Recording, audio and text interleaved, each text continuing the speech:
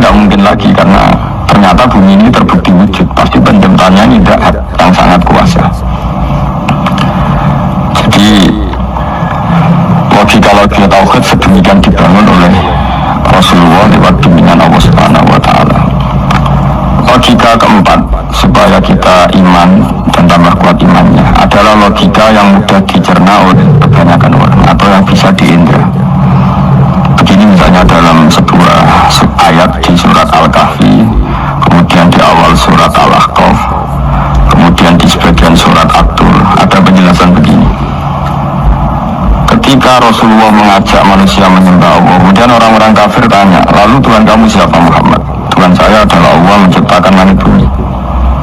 Terus mereka berandai-andai, ada Lata, ada Uzza, ada Manat, ada Hubal. Itu Tuhan-Tuhan kami. Terus Rasulullah bertanya, apakah Tuhan-Tuhan yang kamu sembah itu memberi kontribusi saat langit dan bumi diciptakan? Mereka menjawab, tidak Muhammad, itu Tuhan-Tuhan yang kami bikin. Begitu juga asumsi tentang Tuhan-Tuhan yang lain. Apakah Isa ikut menciptakan bumi atau menciptakan langit? Tentu jawabannya tidak. Karena Isa lahir di bumi, orang tahu tanggal lahirnya, tahu tahunnya, dan sebelum ada Isa juga sudah ada bumi. Sehingga untuk menetapkan tauhid, berkali-kali Quran tanya, Amman khalaqas samawati wal ardh, siapa sih yang menciptakan langit bumi? Siapa sih yang menurunkan air dari langit? Siapa yang mengatur ini, itu. Akhirnya mereka menjawab, itu semua Allah Muhammad. Begitu juga kemungkinan setan. Dan setan itu fisik atau makhluk atau apa saja yang tidak kita lihat. Kemudian setan itu lewat rayuannya, lewat tipu dayanya ingin disembah. Kata Allah menjelaskan ini, ma asyadduhum khalqas samawati wal ardi wala khalqa anfusihim. Kamu tidak perlu takut sama setan atau apalagi menurunkan setan.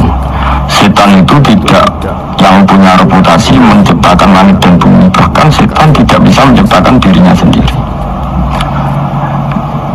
Ini menjadi pengetahuan bagi kita, betapa bagi pakar-pakar tauhid, ahli tauhid, ketika setan nyatanya diusir dari surga, itu pun versi mereka. Versi mereka pun mengatakan seperti kita bahwa setan itu diusir dari surga dan dia keluar dari surga. Kalau setan itu Tuhan, tentu diusir nggak mau, karena di surga itu nikmat.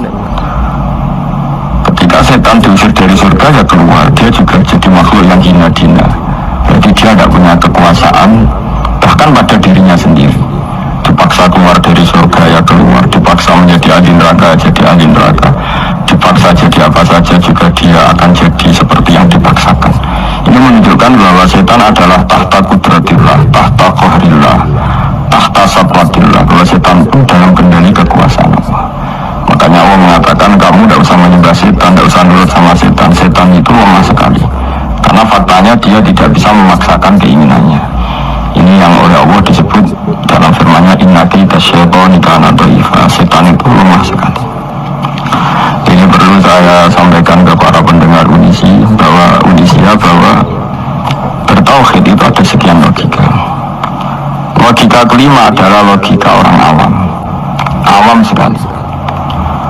Suatu saat ada perdebatan antara Abu Musa Abul Hasan al-Asy'ari. Abul Hasan al-Asy'ari ini tokoh ahli sunnah paling populer dalam ilmu logika. Dia mengatakan orang menemukan Tuhan itu harus lewat logika yang cermat, tidak boleh taklid, hanya ikut-ikutan. Dia harus menemukan satu argumentasi bahwa Tuhan atau pencipta langit itu ada. Kemudian ada satu problem di mana orang-orang kampung atau orang-orang yang lugu atau orang-orang awam itu tidak bisa ilmu logika, ilmu mantek kalau dalam bahasa pesantren. Kata Abu Mansur, kata Abul Hasan al-Asy'ari, itu masih mungkin. Hasil para ulama ini meneliti ke orang-orang yang lugu, yang di kampung, yang petani, yang lugu sekali. Apa yang mereka temukan? Ternyata mereka punya cara logikanya sendiri untuk menemukan Tuhan, Sang Pencipta. Pernah suatu saat ada seorang petani lugu, biasa menggembala unta, ditanya, Gima aruf tarubat, lalu kamu yang petani ini yang hanya ngurusi sawah, ngurusi ladang, dengan cara apa kamu tahu kalau Tuhan itu ada? Si petani tadi marah besar dan dia mengatakan, alal ba'ir wa asarul aqdam yadullu alal masir. Kata petani tadi, yang namanya ada kotoran unta pasti ada untanya, yang namanya ada jejak kaki pasti ada yang barusan lewat. Artinya kalau ada makhluk pasti ada pencipta. Ini logika awam yang mudah. Kita tidak mungkin mengatakan bumi ini pencipta, mengatakan matahari pencipta. Kelihatan sekali kebendaannya, kelihatan sekali bahwa bumi matahari tidak punya ikhtiar, tidak punya kekuatan. Kelihatan sekali sifat-sifat kemakhlukannya. Jika benda-benda ini karuan makhluk, pasti menunjukkan bahwa ada penciptanya, ada khaliknya.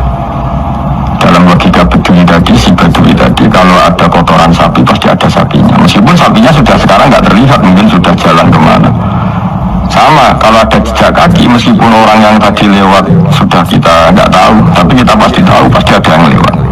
Ini yang dimaksud dalam bahasa Arab, al-ba'ratu tadullu alal ba'ir. Kalau ada kotoran sapi atau kotoran unta, pasti ada untanya. Wa atharul aqdam yadullu alal masir. Kalau ada jejak orang lewat, pasti tadi ada orang lewat.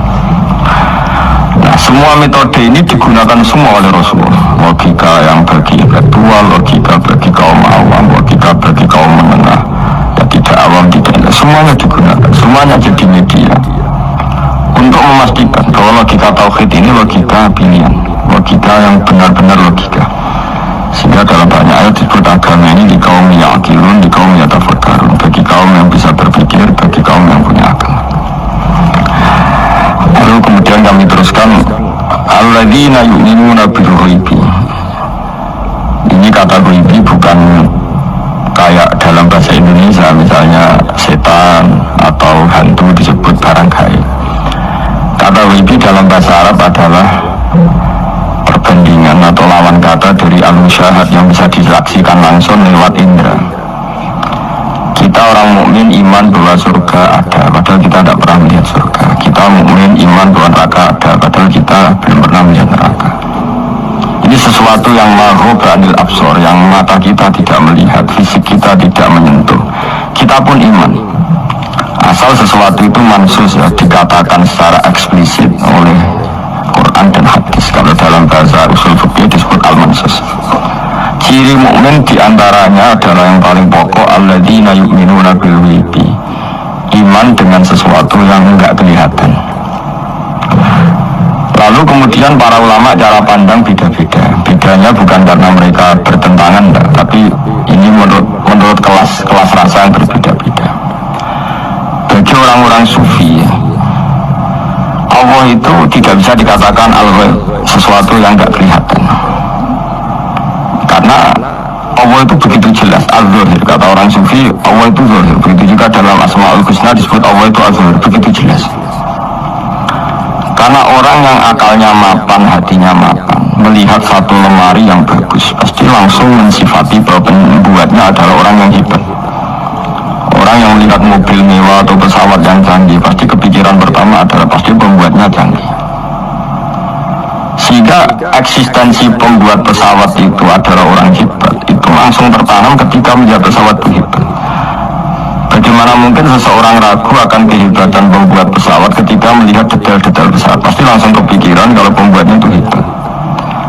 Memutuskan bahwa pembuat pesawat hebat itu tidak harus ketemu yang membuat, juga tidak harus melihat, tapi akal kita pasti meyakini pembuatnya itu hebat.